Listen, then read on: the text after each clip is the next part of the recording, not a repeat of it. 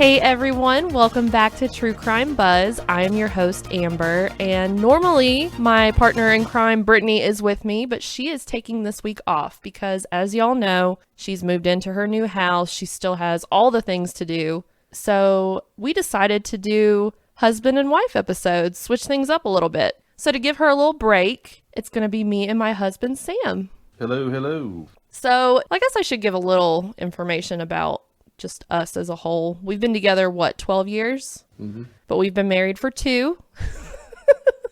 We've been together a very long time. He's my best friend other than Brittany, and he does not do podcasts at all. He listens to some once in a while. You like Bill Burr? Yeah, Bill Burr and Bill Burr. Bill Burr and Bill Burr. Yeah. So anyways, welcome to your first podcast ever. Thank you. So normally, Brittany and I always start off each week with a personal true crime, something bad that's happened to us or something that should be a true crime. All right. I'll go first. Okay. So this week has been a great week, but my precious little baby boy, Bernard, who y'all have heard me bitch and moan about several times before, I love him to pieces. I wouldn't trade him for the world. But anyways, I'm working, I'm drinking my coffee, I'm trying to wake up. It's Monday also, I will say that. Bernard hops up on my desk and looks at me, and I pet him, and I'm like, hey, buddy. And then he turns away from me and goes, "Bleh," and I was like, no. Normally, cats give you a couple oolts as a warning before they just puke everywhere, but this guy just instantly puked all over my desk, all over the picture I have of us together, all over my keyboard. It was a hot mess to deal with first thing on a Monday morning, so that was my true crime of the week. Do you have any true crimes this week, or have you had a good week? Yeah, it's been a good week. I don't really have anything. Well, do you have anything that you would say should be a true crime? I mean, not being able to go to a concert with you or any of our friends for the last 2 years has been pretty... Yeah, amen. My God. I mean, COVID ruined a lot of things for a lot of people, but my husband and I, that's what we bonded over in our courtship was music and going to concerts, and we still do. But thanks to COVID, we've not been to one in almost 2 years. So thanks a lot, COVID. Just a lot of YouTubing. A lot of YouTubing and watching old shows and just being like, maybe one day we'll be in that crowd again. Yeah. I'll be the guy getting crowd surfed in the wheelchair. At this rate. So, speaking of music and true crime, today's episode is one that I've wanted to do for a while, and I've just kind of kept it on the back burner. No reason really, just, keeping it for a rainy day. And then when I realized I was going to be recording with my husband, who he and I are both major fans of this person, I thought this is the perfect opportunity. So today we are going to cover the murder of Dimebag Darrell Abbott. So if you're a heavy metal fan like us, then you know today's story all too well, and the night of December 8th, 2004 is just forever burned in your brain. So for those who don't know, that is the fateful night when guitarist Daryl Abbott, or better known as Dimebag Darrell, and 3 other people were shot and killed by a crazed fan during a concert at a nightclub in Columbus, Ohio. So as a heavy metal fan myself, and Sam too, we know the story, but since I'm also a true crime fan, I thought I would take a deep dive into who this asshole gunman was and why on earth he felt the need to do what he did. But before I go any further, we always talk about what we're drinking. Since we are covering Dimebag today, his infamous cocktail, which is basically a giant shot, we decided to make those to drink tonight. It's called the Blacktooth Grin, and it is literally a shot of Crown Royal, a shot of Seagram's, and like a drop of Coke, just to give it a little black color. Darken it up a little. And that is the Blacktooth Grin. So Sam and I both made some, and we're going to take a shot real quick. Cheers. Cheers. That smells like straight whiskey. You can do it. Woo! All right, so I did half of it. I think I'm going to save the rest of this to sip on through the episode, because I'm just a wimp. Sorry, y'all. All right, so let's get into it. So, arguably the best guitarist who ever lived, Darrell Lance Abbott was born on August 20th, 1966 in Enos, Texas to parents Carolyn and Jerry Abbott, and had an older brother who we also know as Vinnie Paul Abbott. Also R.I.P. Also RIP, yes. Different story, though. That was later on. Daryl's parents divorced in 1979, so Daryl and Vinny moved to Arlington, Texas with their mother, Carolyn. Originally, both Daryl and Vinny played the drums, but Vinny was supposedly a little bit better at it, and so Daryl started playing guitar instead after he received a Les Paul-style Hondo guitar for his 12th birthday. And as expected, the brothers played together constantly. Side note, my husband was also a drummer for a band and has played the drums his whole life pretty much, so he relates to Vinny on a different level than we do. So their dad, Jerry Abbott, was actually a country music producer. So when Daryl originally struggled to figure out how to play the guitar, Jerry stepped in and would learn Kiss songs because that was Daryl's favorite band, and then teach Daryl how to play those songs. And I just think that's amazing. Like, dad of the year right there. That sounds like something my dad would do. Yeah. And apparently it didn't take Daryl very long to become really good at the guitar because at just 14 years old, he won a guitar contest in Dallas, Texas, where the main judge said he, quote, blew everyone away. That's only 2 years, if that. Oh, he's a prodigy. Yeah, he picked it up pretty quick. After that, he entered literally every guitar contest he could and won all of them so much to the point where they asked him to start judging instead of entering so that other people could have a chance to win. Isn't that crazy? I didn't know that. Like, if that doesn't scream, like you said, prodigy, I don't know what does. Daryl started his professional career as lead guitarist in what we know him today when he joined the band Pantera in 1981. His brother Vinnie Paul was actually the one they asked to join to be their drummer because he was friends with them from school, but said he refused to join without his brother. And I just thought that was so sweet. Fun fact, several years later, I want to say in the late 80s, lead singer Dave Mustaine from the band Megadeth actually asked Daryl to join his band. But Daryl did the same thing and said, I'm not going to join unless Vinny can come with me. And they already had a drummer, so Daryl stayed with Pantera. Did you know that? I didn't know that. I didn't know that. I just thought that was so cool. Yep, Dave wanted to come. He's like, I'm not coming without Vinny. Yeah, so they were really tight, for those that don't know. I'm going to try to take another sip. Okay. God bless me. All for Dimebag. He would be pouring it in my mouth if he were here. Like, you drink it too slow. Yes. So if you're not a heavy metal fan, Pantera went on to be huge. They put out a total of 9 albums from 1981 to 2003 and were a big part of the thrash metal scene from the late 80s to the mid 90s. During their 18-year career, they sold more than 40 million records worldwide, with their album Far Beyond Driven debuting at number 1 on the Billboard 200 list in 1994 and have been nominated for several Grammys. So Pantera, the band itself, they were on top of the world, but there is a reason for the saying sex, drugs, and rock and roll. Problems started in 1995 when the lead singer became addicted to heroin. And this caused a lot of tension in the band, not only with trying to practice and record more albums, but also with the actual friendships that they had. The band was only able to put out 1 album between 1996 and 2000, so they officially went on hiatus in 2001 and then officially broke up in November 2003, which was treated basically like a really bad divorce in the press. There was a lot of back and forth between Phil, the lead singer, and the rest of the guys. You know, who was to blame, who was... A lot of blaming each other. Yeah, it was really rough. It was not a peaceful, amicable breakup. It was very nasty. So Daryl and Vinny decided to create their own band with a new lead singer and bass player, and they called it Damage Plan.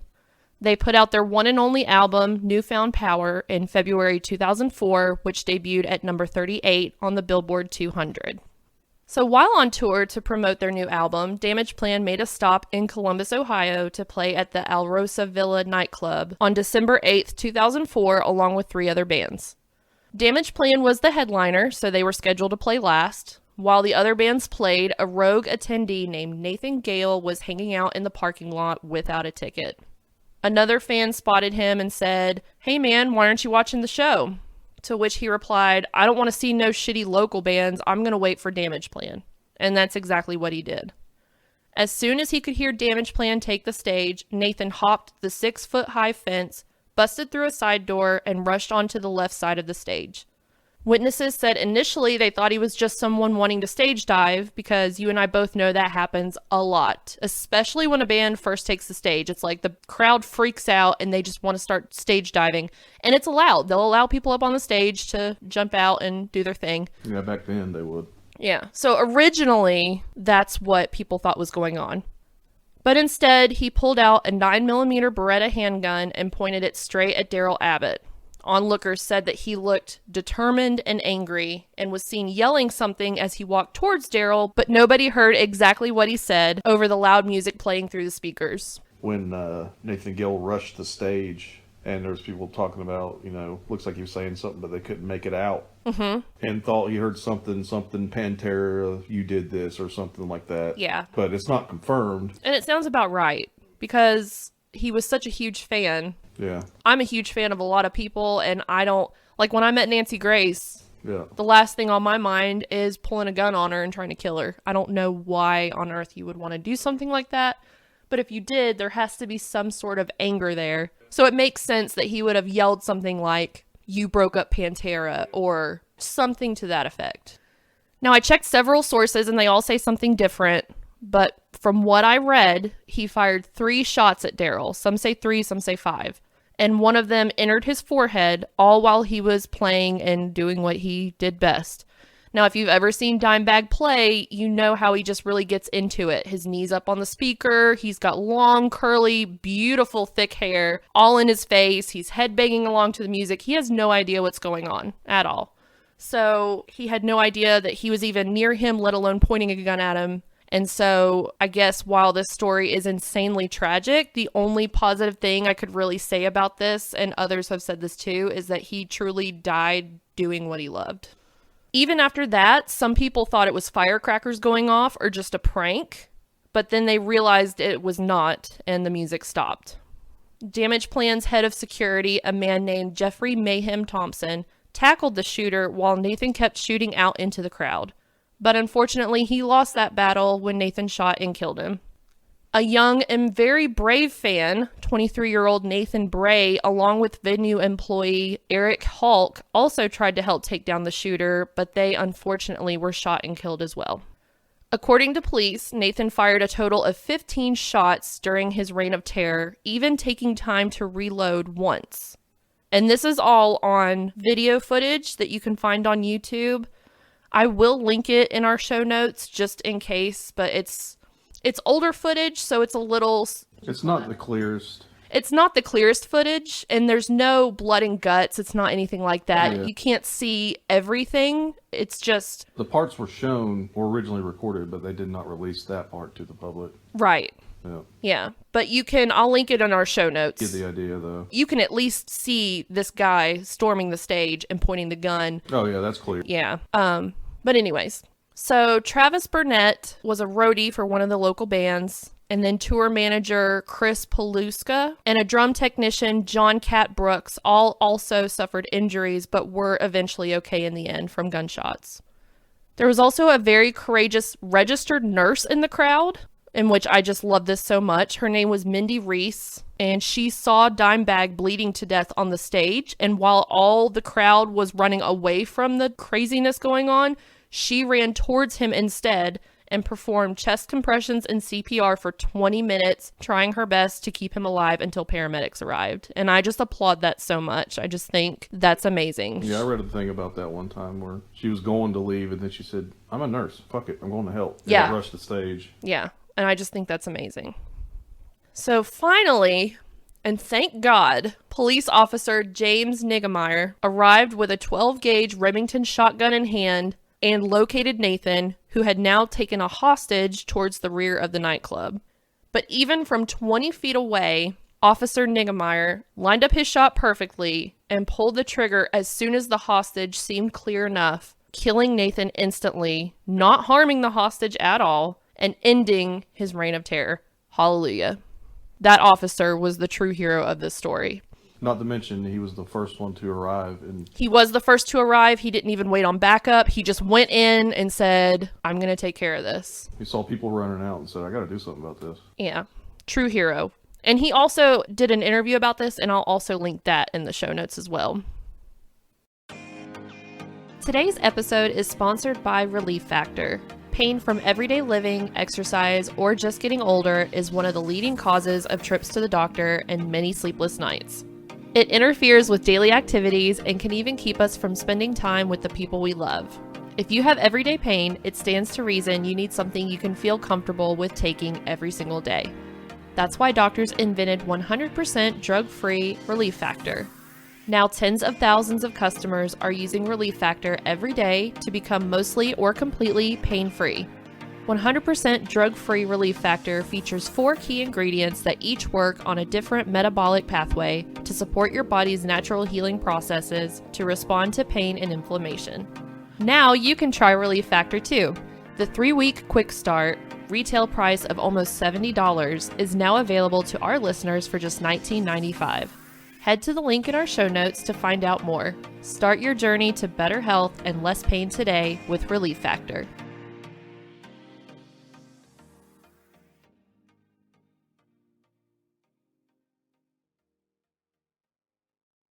So, who was this crazed shooter? The whole reason I dove into this is the psychology side of it. Why did he do this? What was his reasoning? So, I'll give you a little background on him. Nathan Gale was a very big boy. You can see that in the footage. He was 6'3" and weighed 266 pounds and was a very, very troubled 25-year-old to say the least. He was born on September 11th, 1979 and grew up in Marysville, Ohio, but really not much more about his childhood is known, or at least what I could find. What we do know is that he graduated from Marysville High School in 1998 and then served in the U.S. Marine Corps from February 2002 until November 2003. According to his mother, during her interview, he was discharged early from the Marines after being diagnosed with paranoid schizophrenia. The gun he used in the shooting was actually a gift from his mother that she got for him after he enlisted in the military because she was so proud of him. So it's not like he got it illegally, there wasn't anything sketchy about it. It was a gift from his mother who was just proud of him. And then he turned and used it for something so horrible. So he was prescribed medication when he was diagnosed with his mental illness, but nobody knows if he actually took it or not. Nobody ever saw him take it. Even his own mother was like, I don't know if he took it or not. I just know he was prescribed medication, which is just really sad. Several old friends and coworkers said that he was known to talk to himself a lot. He would laugh with himself. He even pretended to have an imaginary dog and was very easy to anger. So after lots and lots of research, I did not get my answer. We may never know exactly why Nathan Gale decided to murder Dimebag Darrell along with several others. But according to that same interview with his mother, she said that Nathan was obsessed with Pantera, specifically Dimebag, and was extremely upset when the band broke up, some speculating that maybe he blamed Dimebag for it, like it was his fault. He also told his friends that he believed the band had stolen song lyrics from him and that the band was trying to steal his identity. Mm-hmm. Yeah, and he was going to sue them. Yeah, just a lot of just craziness in his mind. I mean, nobody in the band knew this guy from Adam. And he had it in his mind that these people knew him and were stealing his song lyrics and all this other weird shit. But regardless of the reason, he made a plan and executed it, which resulted in the loss of many lives, including his own, and is one of the saddest days in heavy metal history. Dimebag Daryl Abbott was only 38 years old when he died and was buried alongside his mother at Moore Memorial Gardens Cemetery in Arlington, Texas on December 14th, 2004. Literally thousands of fans and fellow musicians attended his memorial service, including big names like Eddie Van Halen, Zakk Wilde, Corey Taylor, and Jerry Cantrell, just to name a few. Even Gene Simmons donated a custom Kiss casket for the burial, because again, that was his favorite band. And Eddie Van Halen donated his original black and yellow striped 1979 Charvel Bumblebee guitar to be included in the casket when he was buried. Yep, he was buried with it. A few weeks before Dimebag passed away, he actually met with Eddie Van Halen and asked him for a replica of that Bumblebee guitar that they started manufacturing. He was willing to write a check right then and there and was like, come on, man, just sell me the first one. And he said, no, like, let's do something different. Let's make you a special one. So Eddie spoke at the memorial and said, quote, Dime was an original and only an original deserves the original. And that just fucking tore me up. Which besides Kiss, Eddie was also his inspiration because that's where his signature riffs came from and the squeal. And yeah. That was like one of his idols. So to know that he took it an extra step and put his original guitar in the casket with him and then said that was just so sweet. At the time of his death, Daryl was only survived by his father, his older brother Vinnie Paul, who has since passed on, as we mentioned earlier, and his longtime girlfriend and partner, Rita Haney, who he met when he was just 8 years old and was the love of his life. A concert to celebrate his life was created in 2010 called DimeBash and has been held annually ever since to help keep his memory alive. All of the concert proceeds go towards Ronnie James Dio's Stand Up and Shout Cancer Fund, which I also think is just amazing. Yeah, it's awesome. It's amazing. And I've seen footage of several of those, and it's great. It's a giant concert. Everyone's there just... What is this, partying? Partying, talking about Dimebag, preserving his memory, and then also just donating all that money to the cancer fund. It's great. Daryl Abbott was more than just a super talented guitarist known as Dimebag. He was also very kind, caring, hilarious, and downright amazing individual that literally everyone loved. He was known for throwing crazy parties, playing pranks on his friends, and making sure everyone always had at least 1 or 2 drinks in their hands. When the Dallas Stars won the Stanley Cup in 1999, he invited the whole team over to his own house and threw them a massive pool party. Which, fun fact, they brought the actual Stanley Cup trophy itself to the party. And someone, I don't know who it was, but they threw it off the roof into the pool, but missed and it hit the edge of the pool and put a huge dent in it.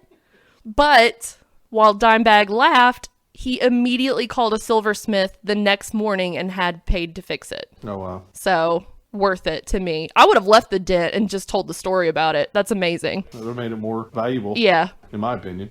His neighbors said that he was always very nice, always waved at them, always offered anything he had to them.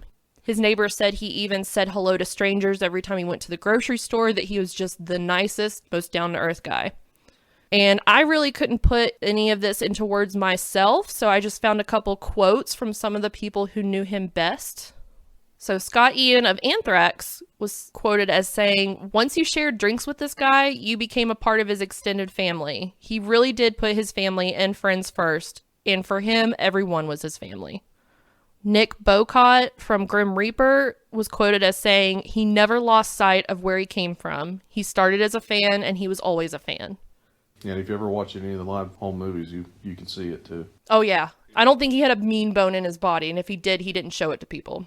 Other than just shooting bottle rockets and firecrackers at you. Yeah, well, that goes under the pranks and friends and the parties. Zach Wilde from Black Label Society, which was one of his closest friends. He always referred to him as Saint Dime and called him Santa Claus with a pink beard. Because, you know, he had that like reddish beard thing going on. And he said he called him this because, quote, he just loved giving everybody presents all the time and he just lit up the room.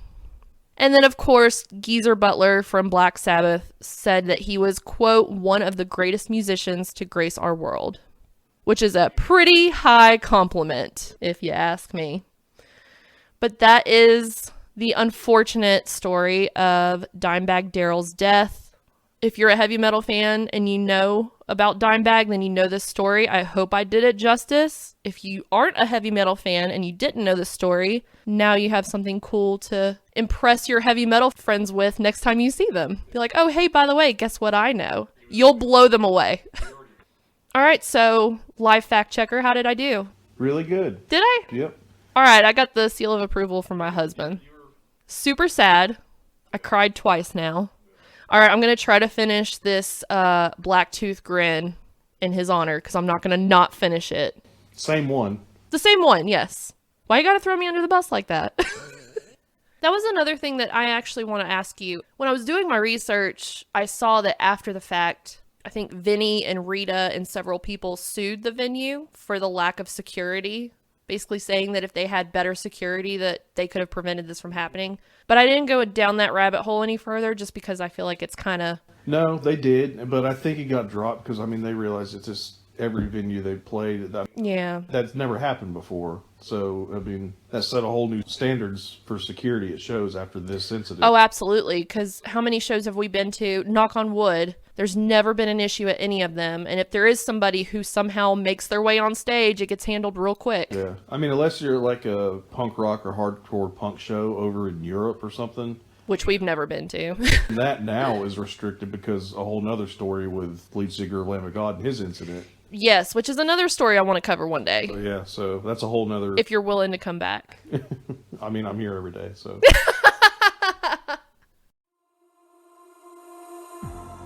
Love our podcast? Then hit that subscribe button and leave us a review. We're also on Patreon. Head on over to patreon.com/truecrimebuzz and join today for access to all our exclusive content, including bonus episodes. You can also find us on Facebook, Instagram, and Twitter at TC Buzz Podcast. And check out our website at www.truecrimebuzz.com. Until next time, cheers!